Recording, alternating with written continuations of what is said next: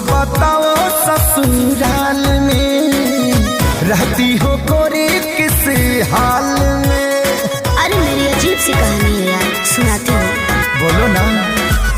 हमको बताओ ससुराल में रहती हो गोरी किस हाल में।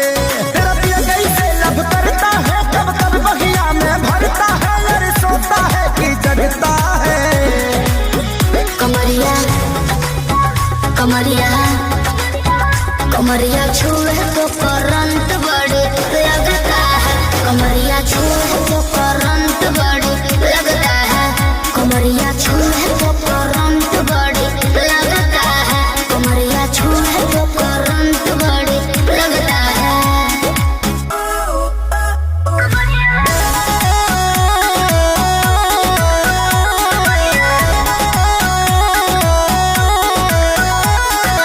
Music by Arya Sharma.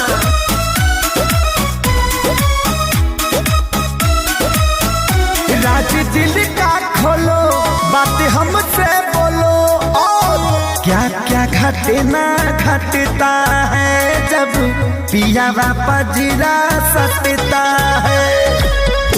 लहरे गोदिया में रंग जाने हम करलिया में। उठवा के टच जब करता है, तकिया में देह रगड़ता है, कैसा ये आग सुलगता है।